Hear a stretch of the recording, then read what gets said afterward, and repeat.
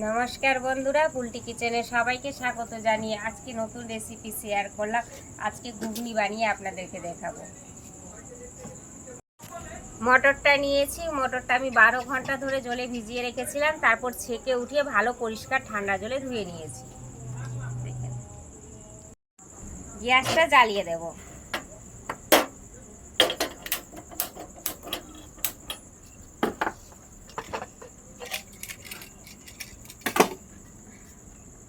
Pressure কুকারে জল নিয়েছি, যে পরিষ্কার করে ধুয়ে রেখেছিলাম, মটরটা দিয়ে দেব।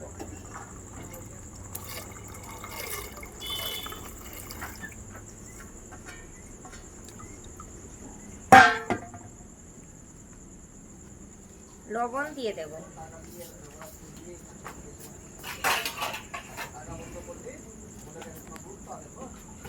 হলুদ দিয়ে দেব। হলুদ দিয়ে দিলাম।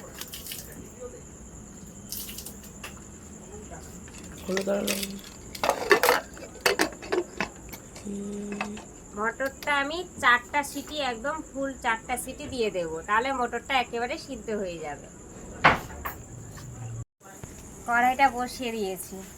এই যে আমি আলুটা কেটে রেখেছিলাম, কেটে ধুয়ে পরিষ্কার করে নিয়েছি। সরিষার তেল দিয়ে দেব।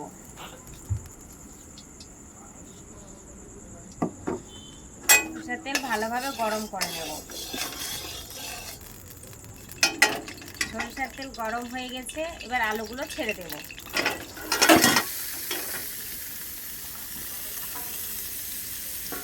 ভালোভাবে আলুগুলো ভেজে নেব।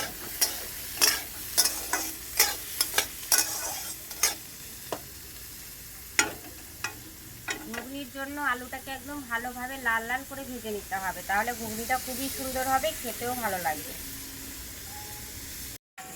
বন্ধুরা, আলু একদম লাল লাল করে ভেজে নিয়েছি। এবার আমি গ্যাসটা বন্ধ করে দেব। আলুটা তুলে নেব। দেখেই বুঝতে পারছেন কত মুচমুচে একদম আলু হয়েছে, ঝনঝন করছে, ভালোভাবে একেবারে একদম লাল লাল করে ভাজা হয়ে গেছে। ঘুগনির জন্য এইভাবে করে আলু ভেজে নিতে হবে প্রথমে, তারপরে সেদ্ধ করতে দিতে হবে, খেতেও ভালো লাগবে। বন্ধুরা দেখেন, লাল লাল করে আলুগুলো আমি ভেজে নিয়েছি।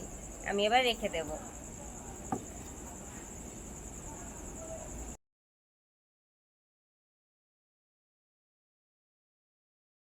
সেদ্ধ হচ্ছে, এবার যে আমি ভেজে রাখা আলু নিয়েছি, আলুটা আমি দিয়ে দেব।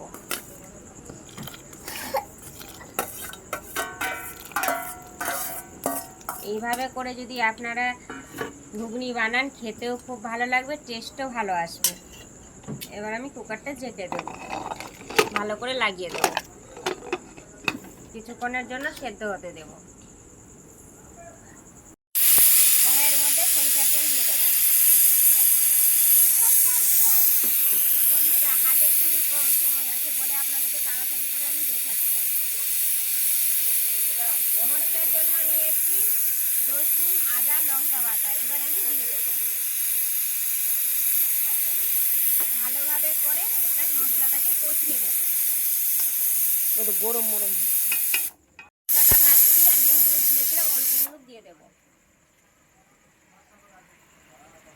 কাশ্মীরি লঙ্কা নিয়েছি, কাশ্মীরি লঙ্কার গুঁড়ো দিয়ে দেব। অল্প লবণ দিয়ে দেব। ভালোভাবে নেড়ে নেব। মশলাটাকে ভালোভাবে কষিয়ে নেব। মশলাটা আমি ভালোভাবে কষিয়ে নিয়েছি, দেখতেই পাচ্ছেন চারদিক দিয়ে তেল ছড়িয়ে গেছে। খুব সুন্দরভাবে মশলাটা কষা হয়ে গেছে। মশলা যদি ভালোভাবে না কষানো যায়, তাহলে একদমই ভালো হবে না খেতে ঘুগনি। তাই মশলাটা একেবারে ভালো কষিয়ে নিয়েছি।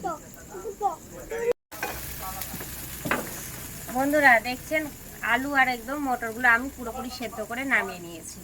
মশলা কষা হয়ে গেছে, এবার ঢেলে দেব। ভালোভাবে নেড়ে নেব। মশলার চটপটি এইভাবেই তৈরি করা হয় বন্ধুরা।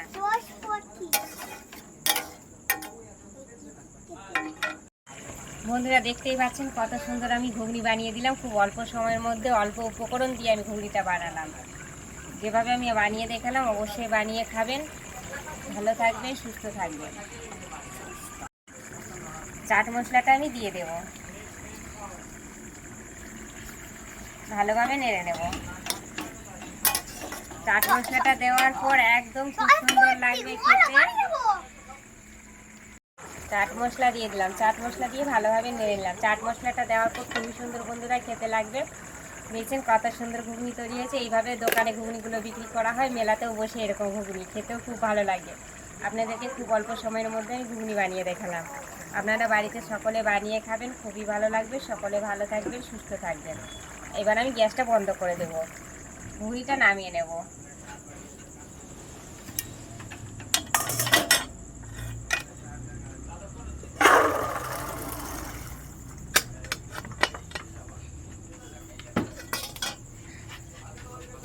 দেখতেই পাচ্ছেন বন্ধুরা কত সুন্দর ঘুগনি তৈরি হয়েছে, একদম মেলার মতো ঘুগনি তৈরি হয়েছে। ঘুগনিটা তৈরি হয়েছে। এই যে পেঁয়াজ রেখেছি, পেঁয়াজটা দিয়ে দেব, লঙ্কা দিয়ে দেব, ঝুড়ি আছে এটা দিয়ে দেব। একদম দোকানের মতো ঘুগনি। বাচ্চাগুলো তো লঙ্কা খায় না, তাই লঙ্কা দিলাম না।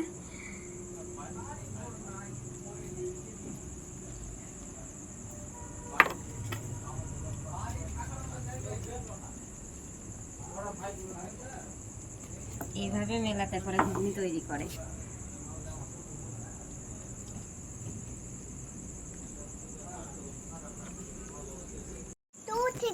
বন্ধুরা ঘুগনি তো আপনি বানানো দেখলেন, এবার আমি ঘুগনি আপনাদেরকে খেয়ে দেখাচ্ছি।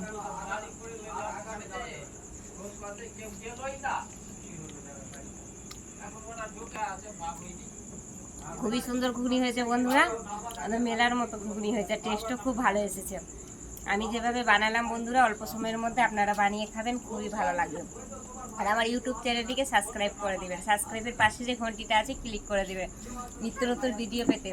লাইক ও শেয়ার করতে ভুলবেন না বন্ধুরা। আর আমার কমেন্টে জানাবেন যে কেমন হয়েছে আমার ঘুগনি রেসিপিটা। আর বেশি বেশি করে শেয়ার করে দেবেন যাতে সকলের কাছে আমার ভিডিও পৌঁছে যায়।